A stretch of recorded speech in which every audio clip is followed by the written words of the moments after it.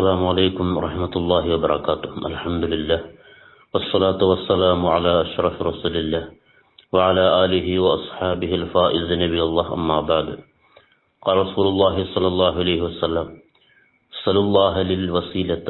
قالوا يا رسول الله وما الوسيلة؟ قال: على درجة في الجنة لا ينالها إلا رجل واحد وأرجو أن أكون أنا هو. റവാഹു الترمذي. മുത്തനബി സല്ലല്ലാഹു അലൈഹി വസല്ലമ തങ്ങൾ അരുളുകയാണ്: സല്ലല്ലാഹു അലൈഹി അൽ വസീലത, നിങ്ങൾ അല്ലാഹുവിനോട് എനിക്ക് വസീലയെ ചോദിക്കുക. ഖാലു, അവർ ചോദിച്ചു: യാ റസൂലല്ലാഹ്, അല്ലാഹുവിന്റെ പ്രവാചകരെ, വമൽ വസീലത്തു, എന്താണ് വസീല? ഖാല, അപ്പോൾ നബി സല്ലല്ലാഹു അലൈഹി വസല്ലമ തങ്ങൾ പറഞ്ഞു: അഅല ദറജത്തിൻ ഫിൽ ജന്നത്തി, വസീല സ്വർഗ്ഗത്തിലെ ഏറ്റവും സമുന്നതമായ പദവിയാണ്.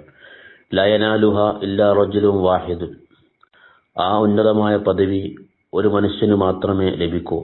വ അർജു അൻ അകൂന അന ഹുവ, ആ പദവി ലഭിക്കുന്ന ഏക മനുഷ്യൻ ഞാനായിരിക്കുമെന്ന് ഞാൻ പ്രതീക്ഷിക്കുന്നു. എനിക്ക് വേണ്ടി നിങ്ങൾ അല്ലാഹുവിനോട് ചോദിക്കുക.